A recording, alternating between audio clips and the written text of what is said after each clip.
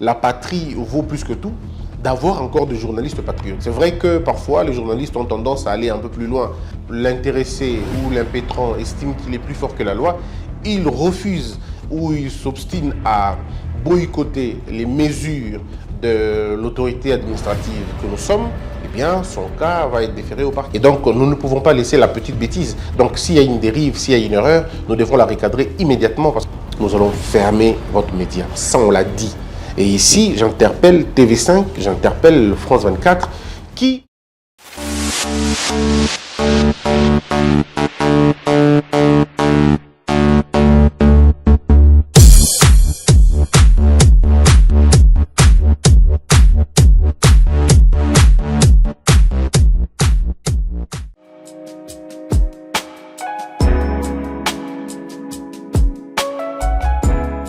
Les sanctions sont dictées par l'impératif de terrain, c'est-à-dire que lorsqu'il y a recrudescence de la délinquance, eh bien les sanctions sont proportionnelles à ce qui se passe sur le terrain. Nul n'a besoin de réprimer ou de censurer quoi que ce soit. Nous sommes dans la régulation et nous le faisons en fonction de la force qui est en présence.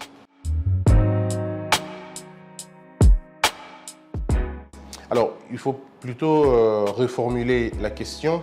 C'est-à-dire qu'il y a une saisine régulière, le concerné a été notifié, mais après ça dépend. Hein. Si quelqu'un refuse de l'admettre, il est libre de le faire.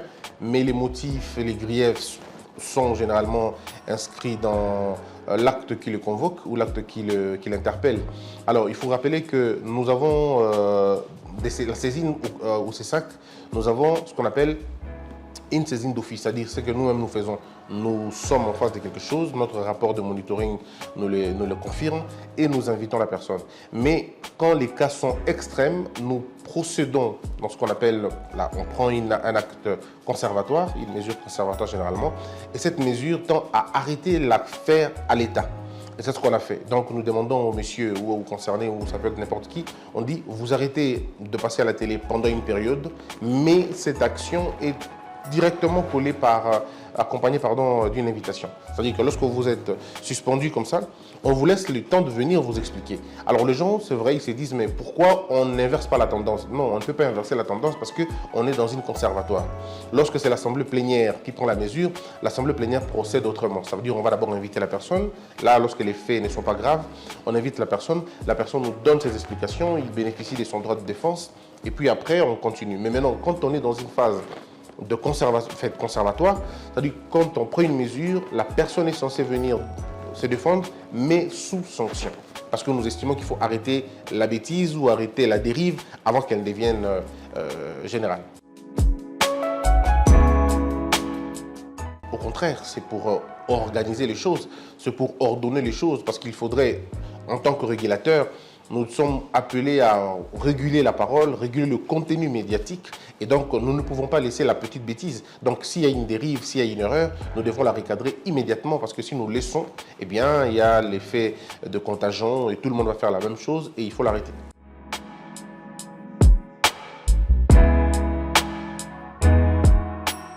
Votre temps, il est plutôt inquisitoire, je peux comprendre votre rôle de journaliste, mais en réalité, ce n'est pas ce que nous visons. Nous ne voyons pas les choses de cette façon-là. Nous sommes le bureau qui a organisé plusieurs séances pédagogiques avec plusieurs autres journalistes. Le problème, c'est que la sanction, c'est vrai, a un retentissement très fort. Quand on sanctionne, on l'entend souvent, mais quand on fait des séances pédagogiques, les concernés ne font pas la promotion, sinon la vulgarisation de ce qu'ils ont reçu comme séance pédagogique. Regardez, les musiciens, les journalistes, les communicateurs, bref, tous les acteurs de la société, quand ils passent au CESAC, avant leur sanction, ils ont toujours une séance pédagogique. Mais attention, la séance pédagogique n'exclut pas la sanction. La sanction est dictée, encore une fois, par les impératifs de l'action. Ça veut dire lorsque vous avez été grossier, lorsque vous avez été, on va dire, méchant dans vos propos, lorsque vous avez été outrageant, on n'a pas un autre moyen de vous faire comprendre si ce n'est pas de vous sanctionner. Mais après la sanction, il y a toujours une séance pédagogique qui s'ensuit. Et malheureusement, les gens n'en parlent pas souvent, mais plutôt c'est ce qu'on fait d'ailleurs souvent. Sur 100%, sur une échelle de 100%, les séances pédagogiques occupent 80%. Et il n'y a que 20% où l'on sanctionne. Et généralement, toutes nos sanctions n'arrivent pas à terme parce que le but n'est pas de vous bloquer, le but c'est de vous faire comprendre les leçons. Généralement, pour des sanctions qui doivent prendre 90 jours, nous arrivons à lever la mesure 45 jours après, 60 jours après, parce que nous estimons que le concerné a compris et puis voilà.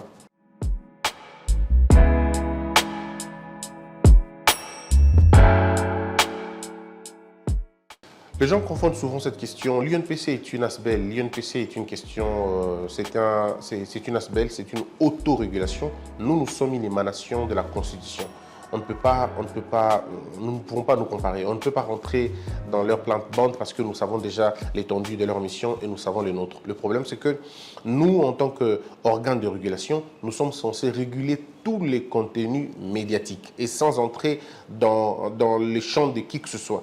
Et donc, je ne vois pas les problèmes à ce niveau. Nous pouvons parler et aux journalistes, nous pouvons parler en même temps aux médias, mais nous parlons aussi à tous ceux qui prennent part au concours de ce média. Parce que le média, ce n'est pas que les journalistes, le média, c'est aussi ceux qui suivent les médias. Le média, c'est aussi ceux-là qui interviennent tous les jours. Vos invités que vous recevez souvent sont aussi des acteurs, sont aussi, en quelque sorte, des justiciables. Sinon, nous, on les appelle, dans notre jargon, les impétrants. Ce sont des impétrants, nous pouvons les inviter à tout moment pour répondre aux questions de régulation. Donc, il n'y a pas collision, tout va bien. Nous ne déférons pas des dossiers au parquet, sauf dans les cas extrêmes. Seulement, nous réservons copie au parquet pour que, si l'intéressé ou l'impétrant estime qu'il est plus fort que la loi, il refuse ou il s'obstine à boycotter les mesures de l'autorité administrative que nous sommes, eh bien, son cas va être déféré au parquet parce que ça va être une faute, sinon une infraction, que de s'opposer aux lois de la République et aux institutions de la République. En ce moment-là, le parquet est compétent pour suivre le dossier. Donc, on ne transfère pas des cas par gaieté des cœurs, mais nous le faisons parce que nous estimons que là, quand même, on va au-delà de la limite acceptable.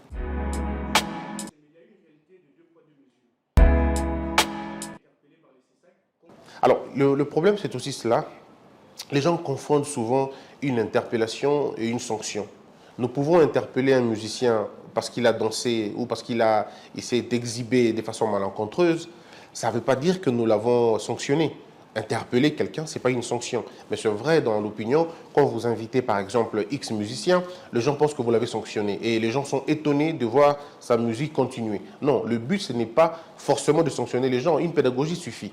Nous pouvons demander à quelqu'un, écoutez, votre musique, votre chanson est peut-être incompréhensible. Est-ce que vous pouvez la rendre intelligible? Et vous allez voir que la personne rentre au studio, il refait la chanson, il n'y a pas de problème. Donc en ce moment-là, vous n'attendrez pas, voilà, ce n'est pas une sanction, mais plutôt une interpellation. Donc, ça c'est le premier point de la question. Mais le deuxième point, c'est aussi le fait qu'aujourd'hui, nous sommes dans une configuration totalement différente. Vous avez les réseaux sociaux. Et dans les réseaux sociaux, vous avez ceux qui sont hébergés ici à Kinshasa, qui sont plus ou moins retraçables, et ceux qui sont hébergés à l'étranger. En ce moment-là, eux ne sont plus dans notre contrôle, c'est extrêmement difficile, c'est une longue procédure. Donc, il est possible que lorsque vous interdisez une chanson au Congo, le musicien ne va pas le jouer ici, aucun média ne prendra les risques de braver le CESAC. C'est vrai que le compte YouTube ou TikTok hébergé ici aussi ne pourront pas le faire parce qu'ils savent ce qui va arriver. Mais ceux qui sont à l'extérieur, c'est quand même assez difficile. Mais en même temps, si une chanson est sanctionnée par le CESAC et que la chanson est diffusée par une chaîne qui est dans les canaux, dans nos bouquets que nous avons souvent, et on peut toujours étendre notre sanction juste sur les plateformes qui émettent à partir de la RDC. Nous sommes en train de nous appuyer sur une question fondamentale, c'est la question de la directive de l'Union européenne. Nous y travaillons. Et aussi, il y a la question de plateformes africaines. Je prendrai part à une plateforme dans peu de temps, ça va être au Tchad, où les régulateurs essaient de réfléchir sur comment réguler le contenu des réseaux sociaux, comment réguler le contenu sur Internet. Parce que vous voyez qu'il y a une lutte, un combat, et aucun pays n'est à l'abri de cela. Les États-Unis, le Canada, la France, aucun pays n'est à l'abri de méfaits de réseaux sociaux. Cependant, on y travaille, nous mettons beaucoup d'énergie là-dessus. Au niveau interne, nous sommes en train de travailler pour trouver des passerelles de collaboration avec la cyberdéfense, aussi avec les services d'intelligence, pour essayer finalement d'être le plus dissuasif que possible pour protéger les enfants, protéger la population, nous protéger nous tous de méfaits des réseaux sociaux.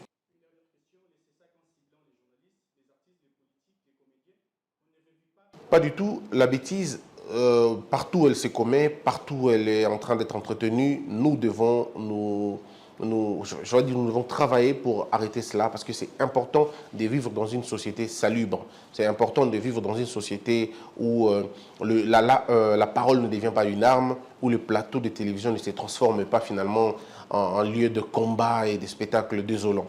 Donc les comédiens, puisque vous en parlez, il n'y a pas 2 jours, je venais de m'entretenir avec eux. Je leur ai dit, l'art, oui, mais la bêtise, non. Nous avons dit qu'on ne peut pas tourner tout en dérision. Nous sommes dans une situation de guerre et que les gens devraient respecter plus ou moins ces choses-là.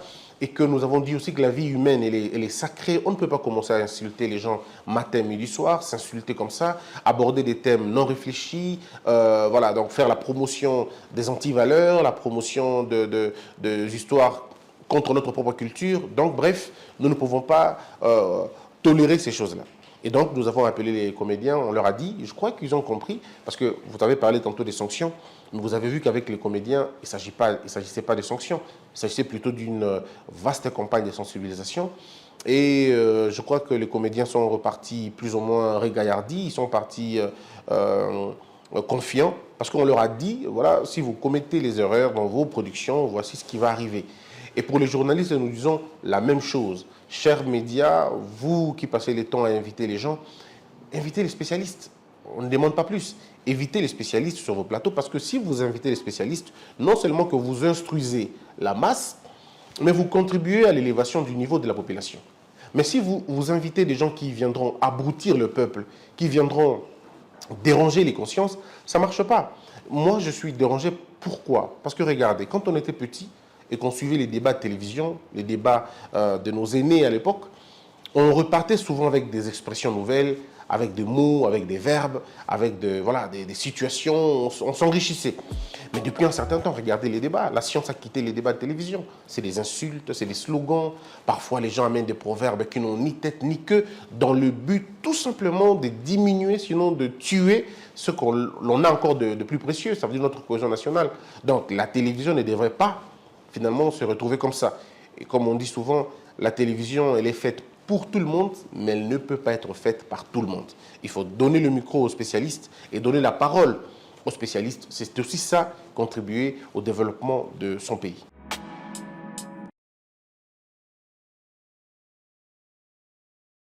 Vous savez, il faut le dire parce que les gens souvent ne comprennent pas et ils ont une très mauvaise perception malheureusement de la régulation. Les médias sont aujourd'hui un outil de souveraineté d'un État et que la régulation ne devrait en principe pas être reléguée au second rang ou sinon laissée pour compte. L'institution que je dirige aujourd'hui a une responsabilité énorme, tant sur la conscience collective, sur la promotion de la culture, sur la promotion de la démocratie, mais surtout sur le plan sécuritaire. Souvenez-vous qu'il n'y a pas longtemps, avant notre prise de fonction, les journalistes, les communicateurs, les influenceurs pouvaient tout dire sur le pays. Parfois, on tournait l'armée en dérision, on laissait les chaînes dire ce qu'elles voulaient dire. Parfois, on était en train de louer, de sublimer la force de l'agression. Je parle du Rwanda, et ainsi de suite. Mais quand nous sommes arrivés, parmi les premières mesures que nous avons eu à prendre, c'était de limiter l'expansion de ce mouvement-là. Et les gens ont cru qu'on était en train de tordre les libertés, ainsi de suite. Mais nous avons pris ce risque-là.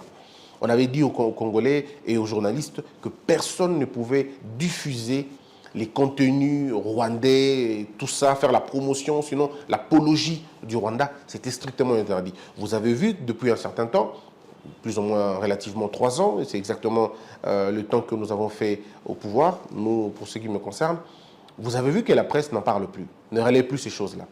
Regardez encore une fois, quand nous arrivons pendant les élections, nous avons pris la mesure en demandant aux médias, aucune télévision, aucune radio ne peut diffuser sinon proclamer le résultat des élections avant la CENI. À l'époque, avant nous, vous avez vu, on avait déjà donné des résultats bien avant. Et nous avons interdit ces choses-là. Ce sont des questions extrêmement dangereuses qui peuvent ébranler finalement un État. Vous connaissez en 94 ce qui s'est passé avec la radio Mille Collines. Donc si vous ne régulez pas convenablement le contenu médiatique, eh bien le pays peut aller, je veux dire, à la décadence de façon rapide et que vous n'allez peut-être pas le maîtriser. Donc les médias, c'est vraiment un secteur de souveraineté qu'il faudrait aujourd'hui reconsidérer. Mais malheureusement, depuis 2011, j'ai l'impression que le pouvoir public, souvent, d'une manière générale, ne prend pas la mesure de la situation. Parfois, on ne considère pas exactement ce que fait le travail du CESAC. Nous avons besoin de renouveler régulièrement le centre de monitoring.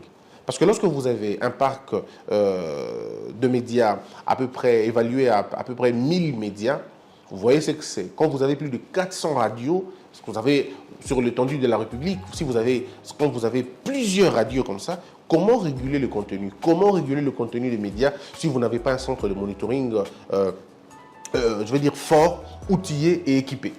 Et surtout si vous n'avez pas un personnel motivé. Vous n'arrivez pas à le faire, vous n'arrivez pas à le faire. Parfois, j'entends les gens dire, mais le CESAC ne fait pas ceci, il ne fait pas cela. Mais justement, il y a des moments où les gens ne sont pas motivés. Et quand vous avez les pères des familles, certains ont 25 mois d'arriéré, d'autres 20 mois d'arriéré, vous voyez que dans les conditions là, c'est vraiment pas fun, comme on dit, comme les jeunes disent. Donc, c'est pas très très facile de réguler cette situation-là, mais on le fait. Donc, je crois il faut plutôt une prise de conscience de la part des autorités qui comprennent réellement qu'il faut des moyens, il faut de la motivation, et surtout il faut de la considération pour que ce travail se fasse convenablement. Parce que si on ne le fait pas, écoutez, tous les médias vont faire ce qu'ils veulent, parce qu'on n'aura pas le moyen de réguler tout le monde, on n'aura pas le moyen de monitorer, parce que notre travail commence par là. Si on n'a pas monitoré, on ne sait pas réguler. Si on ne peut pas réguler, eh bien c'est la décadence. S'il y a la décadence, c'est tout le pays qui s'embrase. Donc je crois qu'il faut vraiment... moi, je conseille le gouvernement, j'invite le gouvernement à reprendre des responsabilités, à faire mieux, à faire plus et à reconsidérer sa position, surtout sa perception sur les médias et surtout sur le CESAC.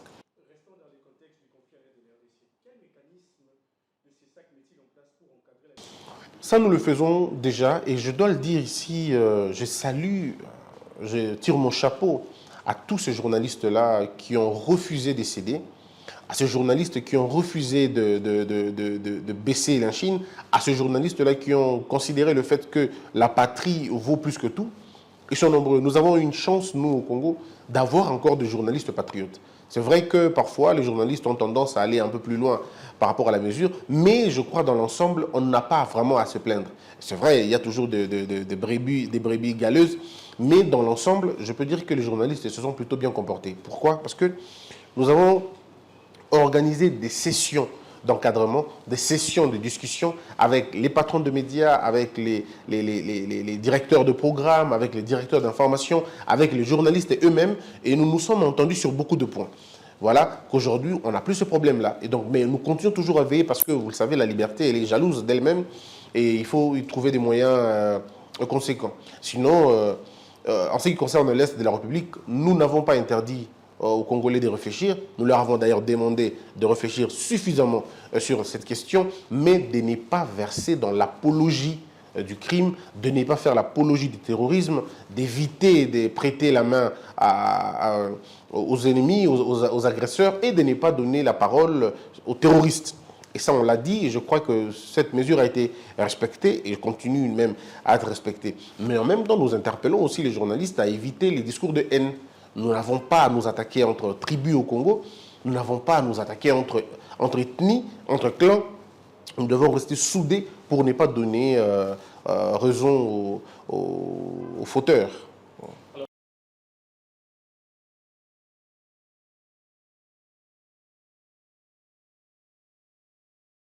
S'il y a des gens qui sont pro-démocratie, c'est nous. Vous vous posez certainement la question, comment une institution dédiée à la promotion de la démocratie peut se retourner contre la démocratie. Non. Au contraire, nous sommes une institution qui régule finalement le contenu médiatique. Parce que dans un pays, on ne peut pas dire tout ce que l'on veut quand on veut et comme on veut. Il y a une loi qui finalement détermine la limite même de la liberté. La Constitution elle-même le dit, vous êtes libre, oui, mais sous condition, sous réserve, ou tel que la loi le dit. Donc la liberté, elle n'est pas absolue. Elle a toujours été réglementée partout à travers le monde. Et en ce qui nous concerne en RDC, c'est ce que nous faisons toujours. Vous allez voir qu'il y a des médias, par exemple le vôtre, nous ne l'avons jamais interpellé. Parce qu'on estime que jusque-là, vous n'êtes pas encore dans le faux. Et le jour où vous serez dans le faux, nous allons vous interpeller. Et tous les médias qui ont été interpellés ici au CESAC sont des médias qui ont, à un moment donné, fait une chose qui nécessitait une interpellation de notre part. Mais dans l'ensemble, non, nous ne faisons pas, nous ne sommes pas dans la, comme on dit, dans la dérive dictatoriale. En ce qui me concerne personnellement, je comprends que notre leadership pousse les gens à nous voir, nous, quelle institution. Je peux comprendre ça. Mais en réalité, toutes les décisions que nous prenons, quand je parle de moi personnellement, toutes ces décisions sont soit collégiales au niveau de la plénière, soit collégiales au niveau du bureau. Pour ceux qui ne connaissent pas le fonctionnement du CESAC, le CESAC a a la plénière qui est composée de 15 membres, paix à l'âme de celui qui nous a quittés. On est maintenant à 14. Et vous vous rendez compte qu'avec 14 personnes, vous prenez des décisions à l'unanimité. Sinon, vous prenez des décisions selon la majorité. Et les règles de la démocratie, c'est que la majorité l'emporte. Parfois, dans les délibérations, je peux être contre une position, mais si la majorité veut de cette position-là, eh bien, nous allons la respecter. Donc, une décision de la plénière, elle est signée par moi, bien sûr, donc on va me voir moi. Et puis, une décision du bureau est signée par 4 personnes. Plus moi, ça fait 5. Donc, vous voyez qu'il n'y a aucune décision du CESAC que M. Bossembe prend seul. Aucune. Même pour inviter les gens, généralement, je pose la question au bureau, parce que c'est le secrétariat d'instruction qui nous demande, après le rapport de monitoring, d'inviter telle personne ou telle autre personne. Donc, vous voyez que dans ces conditions-là, il est difficile pour moi de prendre une décision personnelle. Ça n'existe pas. Mais bon, est-ce que les Congolais connaissent ça? Je crois que c'est aussi notre travail de vulgariser pour que les gens comprennent que M. Bossembe ne prend pas seul les décisions et que toutes les décisions sont collégiales, soit au niveau du bureau, soit au niveau de la plénière. Moi, j'ai été très clair sur la question. Dans nos communiqués, nous avons été clairs. Je dis à toutes ces chaînes étrangères, si vous donnez la parole aux terroristes, nous allons fermer votre média. Ça, on l'a dit. Et ici, j'interpelle TV5, j'interpelle France 24, qui, à un moment donné, commence à revenir sur les mauvaises habitudes. Alors que depuis un certain temps, c'était vraiment aligné. On était vraiment, sur une très bonne ligne. Malheureusement, depuis un temps, je me rends compte que ces chaînes commencent à revenir sur les anciennes habitudes et on n'hésitera pas à te frapper parce qu'ils ont été avertis. Donc TV5, France 24, RFI, toutes ces chaînes-là, devraient comprendre que vous ne pouvez pas donner la parole, accorder la parole aux terroristes. Tant que le gouvernement n'a pas levé la mesure, tant que le gouvernement n'a pas déclassifié ces gens-là ou reconsidéré leur posture, les médias, que ce soit au niveau local ou au niveau national, doivent se conformer à la directive du CESAC qui, déjà autrefois, interdisait la prise de parole, le passage des terroristes dans les médias. Et je crois que les médias qui ne vont pas s'y conformer seront sanctionnés. Et vous pouvez compter sur moi, je n'hésiterai pas. Souvenez-vous que nous avons fermé plus de 25 chaînes rwandaises au Congo. Donc pour fermer ou retirer le signal ou suspendre une chaîne étrangère, moi, ça ne me dérangerait pas du tout. Je le ferai sans hésiter. Vous savez, toutes les institutions, je sais déjà à quoi vous pensez, toutes les institutions de la République passent par là. Donc parfois les présidents sont bousculés un peu, ça arrive. Donc dans une régulation et surtout dans un organe délibérant, ça a toujours été comme ça. Et moi, je n'ai pas fait exception. Seulement, aujourd'hui, tout est bien, tout est tranquille, tout est calme. Nous sommes à notre deuxième plénière d'ailleurs aujourd'hui. Les choses sont rentrées dans l'ordre parce qu'il y avait tout simplement un malentendu et ce malentendu a été réglé. Vous savez, la capacité d'un leader, lorsque vous gérez une institution, c'est la capacité d'abord de reconnaître les plaintes des autres, d'être à l'écoute de personnes que vous dirigez, d'être à l'écoute des collègues. Généralement, les responsables ou les autorités tombent parce que parfois, elles n'écoutent pas. et sans donner des leçons à qui que ce soit. J'ai été à l'écoute de mes collègues. Ils ont dit ce qu'ils voulaient dire. J'ai compris. Et là où il fallait amender, on s'est amendé. Et là où il fallait maintenir le cap, on a maintenu le cap. Et aujourd'hui, on est ensemble. Nous travaillons dans la même direction. Nous allons fêter nos 3 ans le mois prochain. Et l'année prochaine, ça sera la fin de notre mandat. Donc, tout est plutôt bien.